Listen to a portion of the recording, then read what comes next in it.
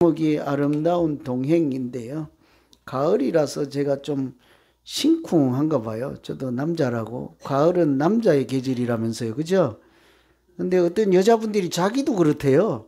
가을이 이렇게 둥 뜬대요. 어디 가고 싶고. 어디 가보면 참 하늘도 높고 푸르고 참 경치도 좋고 이런 곳이 있었나 싶은 생각이 드는데, 그래서 이 가을에 시 한 수라도 뭐 구경이라도 해야 되지 않겠습니까? 제가 대신 찾아왔어요. 오늘 주제가 동행이라 제가 막 여럿이 이제 생각하다가 아름다운 동행을 위하여 하고 쳤더니요, 정말 그런 시가 있더라고요. 아름다운 동행을 위하여. 송혜월 시인인데 한번 들어보세요. 가을에 시 한 수라도 뭐 읊어봐야 되지 않겠습니까? 그죠? 천천히 가자. 굳이 세상과 발맞춰 갈 필요 있나? 제 보폭대로, 제 호흡대로 가자. 늦다고 재촉할 저 자신 말고 누가 있었던가? 눈치 보지 말고 욕심 부리지 말고 천천히 가자. 사는 일이 욕심 부린다고 뜻대로 사라지나? 다양한 삶이 저대로 공존하며 다양성이 존중될 때 아름다운 균형을 이루고 이 땅 위에서 너와 내가 아름다운 동행인으로 함께 갈 수 있지 않겠는가? 그쪽에 네가 있으므로 이쪽에 내 선자리가 한쪽으로 기울지 않는 것처럼, 그래서 서로 귀한 사람, 너는 너대로 가고 나는 나대로 가자. 네가 놓치고 간 것을 뒤에서 거두고 주슬러 주며 가는 일도 그리 나쁘지는 않으리. 가끔은 쪼그러지고 앉아 얘기 똥물이나 코딱지 나물이나 나신개 꽃을 들여다보는 사소한 기쁨도 특혜를 누리는 사람처럼 감사하며 천천히 가자. 굳이 세상과 발맞추고 너를 따라 보폭을 빠르게 할 필요는 없다. 불안해하지 말고 웃자라는 욕심을 타이르며 가자. 뭐 한 단어라도 와닿는 곳이 있습니까? 저는 중간에요, 그쪽에 네가 있으므로 이쪽에 내가 선 자리가 한쪽으로 기울지 않는 것처럼, 동행에 참 깊은 뜻을 암시하죠. 서로 있어야 우리가 기울지도 않고 서로 도우면서 함께 걸어가는 의미가 있겠죠. 그래서 귀한 사람, 너는 너대로 가고 나는 나대로 가자. 네가 놓치고 간 것을 뒤에서 거두고 추슬러 주며 가는 일도 그리 나쁘지 않으리. 우리는 막 서로 앞장설라 하고 서로 경쟁하고 이런데, 같은 마음으로 동행하며 좀 뒤에 가며 남 흘린 거 주워주고 좀 잘못하면 감싸주기도 하고 아름다운 동행이 되지 않겠습니까? 이 아름다운 동행을 위하여라는 시이지요. 지금 이런 가을 같은 계절이 누군가와 어딘들 이렇게 한번 떠나보고 싶은, 동행하고 싶은 계절이잖아요. 이제 연세가 드셔서 그런 느낌도 안 드십니까? 그죠? 다 그렇죠? 연세가 드셔도 여전하다고요. 우리 가을 되면 특히 남자들 뭐 할 것 없이 싱숭생숭하죠. 어딘들 한번 가보고 싶고, 또 이미 계절이 이제 자꾸 요즘 새벽 일찍 껌껌하잖아요. 또 밤도 일찍 오고, 어제가 추분이잖아요. 밤과 낮이 같았는데 오늘부터는 이제 밤이 길다고요. 한 살 더 먹는구나 하는 서글픈 생각도 들고, 이 가을 없어지기 전에 어느 들이라도 한번 가보고 싶다. 금방 절로 시인이 되는 기분이지 않습니까?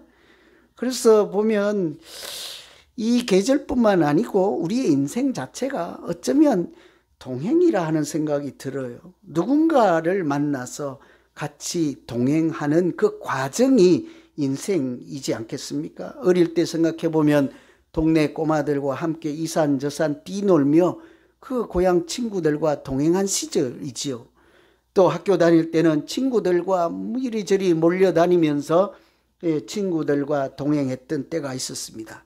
청년의 시절에는 사랑하는 사람들 만나고 배우자를 찾고, 그렇게 누군가를 만나서 동행하며 가는 그 자체가 인생, 우리가 살아가는 모습이라 할 수 있죠. 어떤 경우에는 아름다운 동행이 있어서 참 행복한 인생이 되기도 하고, 또 그렇지 못한 경우에는 눈물 흘리며 외롭게 사는 것이 우리들 모습일 거예요. 오늘 이 동행을 말씀드리는 것은 예수님을 따라가는 제자들의 모습이 오늘 본문의 내용이에요. 그러니까 그저 뭐 죽지 못해 따라가는 것이 아니라 참 아름답고 행복한 마음 가지고 예수님과 동행하는 제자들 모습이라고 할 수 있기 때문이죠. 사실은 오늘 23절부터 27절까지가 바다를 잠잠하게 하는 예수님의 기적, 그게 이제 주 요소라고 할 수 있는데, 말씀이라고 할 수 있는데, 아무리 봐도요, 그 18절부터 따르는 계속되는 나를 따르라 하는 동행하는 말씀과 연결된 말씀이 바다를 잠잠하게 하는 내용이거든요. 그래서 몇 번을 작게 할까 크게 할까 하다가 같이 한꺼번에 살펴보는 것이 문맥에 맞겠다 하는 생각이 들었습니다. 예수님과 동행하는 길에서 어떻게 하면 우리가 아름다운 동행을 할 수 있을까? 예수님 따라가는 우리 인생 자체가, 또 우리 믿음이 어떻게 하면 아름답고 행복한 믿음이 될 수 있을까? 이런 주제로 살펴보려고 하는데요. 우선은 오늘 말씀 보면 예수님과 동행하는 것이 내 인생의 최고 우선순위이다, 이렇게 인정하는 사람들이요, 행복한 동행을 할 수 있습니다. 여러분, 우리가 이 세상에 누군가 동행하고 무엇을 따라가는 우선순위가 다 다르잖아요. 어떠세요? 한 70, 80, 또 이제 90 되신 분들 살아보시면 예수님과 함께 하나님과 동행하는 인생이 참 아름답다, 복되다, 이런 생각들을 이제라도 조금씩은 하십니까? 아직도 안 하십니까? 90이 내일 모레인데. 그죠? 젊은 사람들은요, 아직 좀 뭐 천방지축해도 괜찮아요. 그런데 이제 살아갈수록, 연세가 들수록 어때요? 다 내려놓고 하나님 자꾸 찾게 되거든요. 자식이나 재물이나 취미나 그렇게 좋아하던 골프채도 내려놓고 나중에는 하나님 찾는 그런 때가 속히 오지 않습니까? 오늘 이 본문에 보면 예수님과 동행하는 것이 내 인생의 가장 최고 우선순위인가, 이런 생각을 많이 하게 한다고요.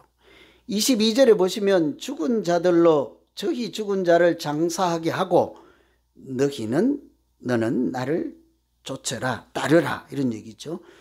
이게 웬고하니 예수님께서 이제 나병 환자도 고쳐주시고 귀신 들린 자도 고치시고 이렇게 중풍병자도 고치시니까 많은 사람들이 몰려들었단 말이에요.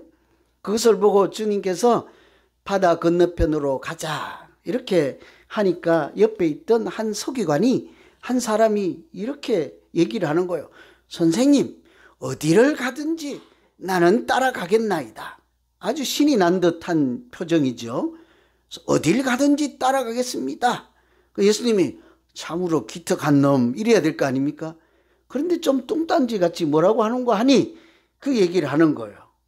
여우도 굴이 있고 하늘을 나는 새도 처수가 있는데 인자는 머리 둘 곳이 없느니라. 그래도 가겠느냐 하는 질문이 그 포함되어 있는 거죠. 여우도 굴이 있고 새도 둥지가 있는데 인자는 머리 둘 곳이 없다는, 인자가 누구예요? 거기서 예수님은 머리 둘 곳 없다. 네가 생각하는 안락한 처소조차도 없을지라도 그래도 가겠니? 어디든지 가겠다고 말할 수 있겠느냐? 이런 질문을 되물었다고 할 수 있는 거예요. 여러분, 우리가 열심히 예수님 따라간다고는 한데 따라가다가 보면 맛있는 것도 없고 또 화려한 것도 없고 성공하는 인생도 만날 수도 없다고 하면 그래도 따라가시겠습니까? 좀 생각이 좀 달라지지 않습니까? 예수님 따라가면 흔히 속된 말로 팔자를 고쳐야 하지 않겠습니까? 뭔가 나에게 대단한 뭐가 있어야, 뭐 보여줘야, 그죠? 그래서 성경 구약에도 나오지만 하나님을 자꾸 시험하는 일이 있잖아요. 이게 손을 고쳐주세요. 뭐 어떻게 한번 해보세요.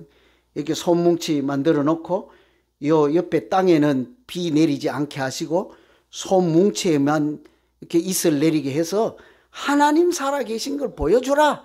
그래야 따라가겠다 하는 생각들이 있지 않습니까? 그래서 아무 생각 없이 좋은 것만 생각하고 어디든지 따라가겠습니다. 이렇게 섣불리 말할 수가 없는 거예요. 그래서 여우도 굴이 있고 새도 둥지가 있는데 인자는 머리 둘 곳이 없다. 그래도 가겠느냐. 그 옆에 있던 한 사람은요, 이렇게 얘기를 하는 거예요. 주님, 내가 지금 꼭 할 일이 하나 남았으니 그 일 마저 하고 따라가겠나이다. 이렇게 얘기를 하는 거예요. 21절에 제자 중 또 한 사람이 이르되 주여 내가 먼저 가서 내 아버지를 장사하게 허락하옵소서. 어떻게 해야 돼요? 내 아버지를 먼저 가서 내 아버지를 주님 따르기 전에 먼저 가서 내 아버지를 장사하도록 허락해 주십시오. 그러면 그 일 마치고 따라가겠나이다 했잖아요. 여러분이 예수님이에요. 뭐라고 답하실래요? 참 효성이 지극하구나. 그럼 그래야지. 가서 잘 마치고 따라오너라. 이래야 되잖아요. 그런데 우리 예상을 빗나가요. 예수님 뭐래요? 죽은 자들로 그들의 죽은 자를 장사하게 하고 너는 나를 따르라.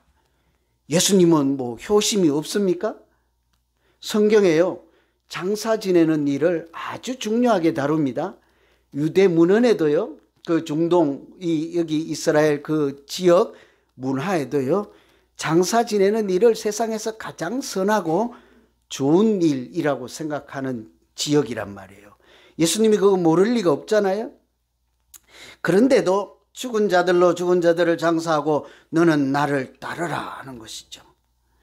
무슨 해석을 붙이든지 네가 생각하는 아주 중요하고 기묘하고 꼭 해야 되는 한 가지 있다 할지라도 그건 그냥 남겨두고 지금 따라갈 수 있겠느냐는 거죠. 여러분, 예수님께서 지금 우리를 찾아오셔서 건너편으로 가자 하시면 우리 다 한 가지씩은 꼭 해야 될 일이 있지 않습니까? 제가 뭐 얼른 생각나는 사람은 우리 집사람이니까, 그죠? 아들만 한번 보고 따라가게 해주세요. 뭐 그러지 않겠어요? 신랑은 없고 아들만 있는 사람이라 그러겠잖아요. 누구든지 그렇거든요. 여기 먼저 가서 내 아버지를 장사하게 허락하옵소서. 꼭 이거는 우리가 생각하는 장사 지내는 이야기를 떠나서 그 당시 배경에는 이렇게 해석을 한대요. 아버지께서 돌아가신 다음 유산을 상속받은 다음까지 그때까지 기다려 주시면 그 일 끝나고 나서 따라가겠나이다. 이 얘기를 해요. 제가 지어낸 얘기가 아니고 이렇게 많은 책을 참고하면 그렇게 해석이 되어 있습니다. 이 말의 뜻은 아버지 지금 돌아가셨다는 얘기 없잖아요. 나중에 유산 받는 일이 아주 중요하지 않습니까?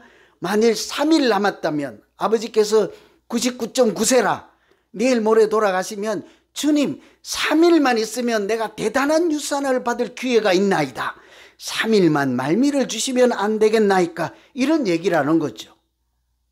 그래서 내가 아주 큰 일, 꼭 해야 되는 일 한 가지를 할 수 있도록 말미를 주십시오. 주님 뭐래요? 지금 그 일 두고 네가 생각하는 아주 기묘하고 중요한 일 두고 지금 따라갈 수는 없겠느냐 이런 말씀이죠. 여러분 어떻습니까? 우리는 누구를 따라가고 무엇을 따라가고 이런 모든 꼭 해야 되는 중요할 일이 어떤 일이 있다 할지라도 그냥 주님께 지금 나설 수 있겠습니까? 다른 무엇보다도 하나님과 동행하는 것을 최우선 순위에 둘 수가 있겠습니까? 그런 사람이요, 하나님과 동행할 때 행복한 동행이 될 수 있도록 하나님이 하신다는 거죠. 그래서 우리가 잘 아는 말씀이 있습니다. 사랑하는 자를 하나님도 사랑하시고 간절히 찾는 자를 하나님께서 만나신다고 그걸 하시잖아요. 마찬가지인 것입니다. 모든 것 내려놓고 따라가는 사람을 주님도 사랑하지 않겠습니까? 우리가 인생을 살다 보면 아까도 인생 자체가 동행이라 했는데요. 우리가 어릴 때는 친구들 따라가 보고 사업가를 따라가 보기도 하고 돈을 따라가 보기도 하고 때로는 좋은 경치를 따라가 보기도 하고 좋은 스포츠를 따라가 보기도 했잖아요. 그런데 살아보면 살아볼수록 주님과 동행하고 하나님과 동행하는 것이 참 내가 살아야 할 인생이다 하는 것을 이제 와서야 조금씩은 느끼지 않습니까? 아직도 안 되겠어요? 한 30년 더 필요하십니까? 저는 아직 어린데도요, 그렇구나, 내가 가야 할 길은 하나님께로 가는 길이구나 하는 생각을 참 많이 해요. 그래서 그 길을 성경에서는 진리의 길이라 하고 생명의 길이요 영생의 길이라 하지 않습니까? 주님 따라가는 그 길을 생명이 있는 길이라 그렇게 말씀하잖아요. 이렇게 한번 이 본문 앞에 나타났던 사람들, 예수님 만난 사람들 생각해 보세요. 나병에 걸려서 다른 토굴에 가서 숨어서 살던 사람들을 아무도 찾아오지 않을 때 주님 찾아오셔서 손을 어루만지시고 인격적인 대우를 하지 않던 열병 걸린 그 여성을 하나님이 찾아가서 최초로 인간답게 대우해 주었던 그런 장면들을 생각하면 이 사람들 같으면 어떻게 할까요? 세상 모든 것 내려놓고 주님 따라 나서지 않겠습니까? 우리가 그렇게 오늘 주님과 동행하게 된 줄로 믿습니다. 그 어떤 무엇보다도 예수님 따라가는 인생, 하나님과 함께 걸어가는 인생이 복된 인생인 것을 은혜로 알게 하시고 깨닫게 하시고 내가 생각해서 내 의지로 어디든지 가겠습니다 하고 결단해서 가는 것이 아니라 오늘날까지 하나님께서 내 손을 놓지 아니하고 붙들고 어쩌면 멱살 잡고 그 진리의 길, 생명의 길로 오늘까지 인도해 주신 줄로 믿습니다. 그러니 남은 여생을 누구와 동행하시겠습니까? 무엇을 가장 먼저 해야 되는 길로 여기고 가시겠습니까? 하나님과 동행하며 가장 행복한 인생을 사는 우리 모두 되기를 간절히 기원합니다. 두 번째로요, 이렇게 주님과 예수님과 동행할 때 행복한 동행하려면요, 이렇게 딱 한 가지가 필요해요. 무엇이 필요하겠습니까? 우리는 가끔 그런 생각들을 해요. 젊었을 때 돈을 많이 벌어놓고 70이나 80 되면 세계 일주나 할까? 근데 70, 80 됐더니 70, 80 되기 79세 무릎이 아파요. 80에 어떻게 해요? 못 가요. 세계 일주 대신에 병원 가야 돼요. 70에 가려고 했더니 69세 11월 달에 아팠어요. 그래서 또 못 가요. 우리가 막연히 그런 생각들을 많이 하잖아요. 주님 따라갈 때 내가 모든 것 준비하고 여비도 준비하고 옷도 잘 매무시하고 신발도 튼튼하고 편한 거 준비하고 그때 주님 따라가겠습니다. 잠시만 기다려 주시면 안 될까요? 아까 그 두 사람과 같은 거죠. 그런데 주님과 동행할 때 필요한 것은 여비도 아니고 차비도 아니고 신발도 아니고 아름다운 옷도 아니고 딱 한 개가 필요해요. 뭔지 아세요? 믿음이에요. 믿음. 믿음으로 가는 거예요. 믿음으로 가는 사람이요, 행복한 동행할 수 있어요. 여러분, 우리 인생을 살다 친구 따라가잖아요. 어떻게 그 친구와 가면서 행복한 여행할 수 있어요? 믿어야 할 수 있는 거예요. 믿어야 할 수 있는 거예요. 돈이 없어서 못 가는 것이 아닙니다. 시간이 없어서 따라 나서지 못하는 것이 아닙니다. 저 친구 따라가면 참 어디를 가든지 행복한 시간을 보낼 수 있다 하면요, 무작정 가는 거예요. 어디로 가서 몇 박 며칠 어디에서 주무시고 어떻게 갈 건데요, 여정이 어떤데요, 그런 거 필요 없어요. 그냥 다 맡기고 가는 대로 가고 주는 대로 먹고. 왜 그렇습니까? 믿음 있을 때만 가능한 것이지 않겠습니까? 오늘 26절에 보면 예수께서 이르시되 어찌하여 무서워하느냐, 믿음이 작은 자들아 하시고 일어나 바람과 바다를 꾸짖으시니 아주 잔잔하게 되거늘 그랬잖아요. 예수님께서 제자들을 바다 건너편으로 가자 해서 제자들이요, 예수님 따라가면 좋겠다 하고 따라 나섰습니다. 그런데 웬걸 얼마 가지 못해서 돌풍이 일어나서 배가 침몰할 지경이 되고 죽을 지경이 되었습니다. 함께 계시고 타고 있던 배에서 주무시는 예수님을 흔들어 깨우면서 하는 말이 왜 우리를 이토록 죽게 될 지경까지 내버려 두십니까? 이런 얘기를 했죠. 그때 예수님께서 다른 소리 하지 않고요. 이 믿음이 없는 자들아 이렇게 얘기를 했다고요. 그럼 뭐 깨우지 말라는 얘기예요? 그럼 뭐 빠져 죽으라는 얘기예요? 무슨 얘기죠? 또 무슨 믿음이 없다는 얘기일까요? 우리가 짐작할 수 있는 말씀이 믿음이 없는 자들아 하고 아무 얘기도 안 해요. 무슨 믿음이 없다 이렇게 하지 않고 다짜고짜로 곧바로 바람과 바다를 꾸짖으시니 잠잠해졌더라잖아요.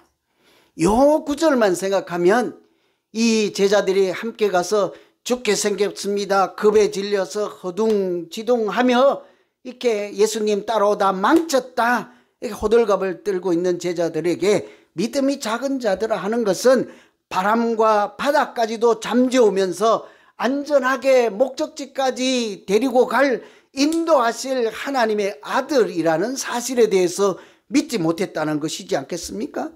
만일 믿으면요, 중간에 불안해하지도 않습니다. 걱정하지도 않습니다. 간혹 제가 이제 우리 어르신들 모시고 뭐 인앤아웃도 가고 여기도 가고 팔로스 버디도 가고 뭐 이렇게 많이 이게 요청하시면 제가 가잖아요. 차에서 난리가 나요. 목사님, 일로 가면 나와요. 일로 가면 산이지 바다가 나와요. 여기 한번 세워놓고 물어봐요. 난리. 왜 그래요? 못 믿는 거. 내가 어제 밤에 가서 답사까지 다 갔다 왔구만. 그래도 가면 나온다 해도 목사님 그래도 안 돼요. 경찰서에 가서 물어보고 갑시다. 왜 그래요? 못 믿어서 불안한 거예요. 그런데 그중에 어떤 분은요, 주무세요. 편안해요. 왜 그럴까요? 옛날에 가봤거든. 저 목사님 따라가면 길 잃지 않고 잘 찾아가는데 좀 그래도 좀 이렇게 괜찮겠다 이런 믿음이 있어야 돼요. 주님 갈 때도 마찬가지예요. 사실은요, 한번 이상한 표현이 있어요. 오늘 말씀에 바람이 불고 폭풍이 풍락이 일어나서 배가 침몰할 정도 됐는데 그것을 보신 예수님이 어떻게 해야 돼요? 그냥 바람아 잠잠해져라 이러면 되잖아요. 조용해라 이러면 되잖아요. 근데 거기 보면 바람과 바다를 꾸짖었다 이렇게 해요.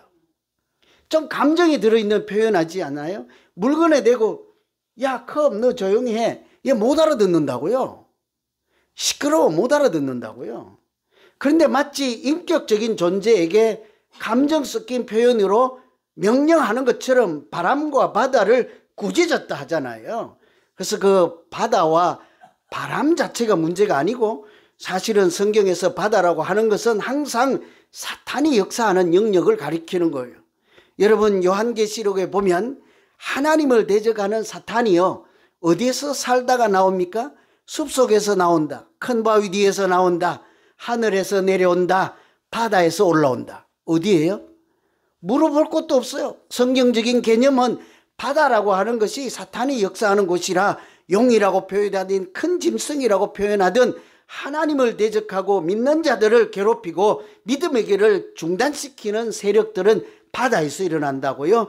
그 바다를 풍랑을 일으켜서 예수님 가는 길을 막고 제자들이 가는 길을 막아서는 존재 그 자체를 보이든 무엇이든 사탄이라고 이름 지을 수 있잖아요. 그러니 사탄아 멈추어라 이런 얘기란 말이에요. 그래서 실제로 사탄을 꾸짖었다, 귀신을 꾸짖었다, 바람을 꾸짖었다 같은 단어예요. 같은 원어를 사용하고 있단 말이에요. 그래서 이 예수님께서 믿음이 작은 자들아 하는 것은 사탄보다 크신 하나님의 아들에 대한 믿음이 없다는 거예요. 믿음으로 주님과 동행하는 길에 하나님의 역사가 인간의 좌절시키는 유혹보다 크다는 사실을 믿지 못한다는 거예요. 주님 따라가면 하늘에서 주신 위로와 평강이 세상의 불안과 염려를 없앨 수 있다는 더 큰 하나님의 평강이 있다는 사실을 모르고 따라간다는 말씀이지 않겠습니까? 여러분 예수님과 믿음으로 살아가는데 무엇이 더 우리를 엄습해서 하나님보다 더 불안해하시고 또 걱정이 되십니까? 모든 것을 능히 이기시고 피할 길도 열어주시는 하나님의 권능이 우리를 이 세상에서 그 어떤 불안과 염려와 폭풍보다도 더 잠잠하게 하셔서 반드시 승리하는 길로 하나님께서 끝까지 우리 손 놓지 않고 이끌어 가실 줄로 믿습니다. 그 사실을 알아야만 여호와는 나의 목자시니 내게 부족함이 없으리로다 이렇게 말할 수 있지 않겠어요? 그냥 양치기 하는 목동처럼 정도 생각하면요 부족함이 없으리로다 이렇게 고백할 수 없는 거예요. 여호와는 하나님의 아들이시고 하나님 전능하신 하나님이시니 하나님과 동행하면 불안해할 필요가 없고 이제 걱정할 것이 없다. 하나님께서 이 하나님의 이름과 권세 아래서 우리를 지키신다. 이런 믿음 있는 사람이요 행복하게 여행할 수 있는 거예요. 동행할 수 있는 거예요. 성경에 보면요 하나님과 동행하는 사람 한 명 대표적인 사람이 있어요. 누굴 꼽을까요? 내년에는 우리도 성경 퀴즈를 한 달에 한 번씩 해갖고 금송아지 한 마리씩 주고 좀 이렇게 해볼까요? 이렇게 말씀으로 신앙생활을 하는데 어떻게든지 말씀이 좀 부응하게 해야 되지 않겠습니까? 그죠? 내년에 많은 고민들을 해야 될 거예요. 이렇게 우리 교회가 뭐 이런저런 작은 시험이나 유혹 때문에 이렇게 염려 불안할 그런 틈이 없는 거예요.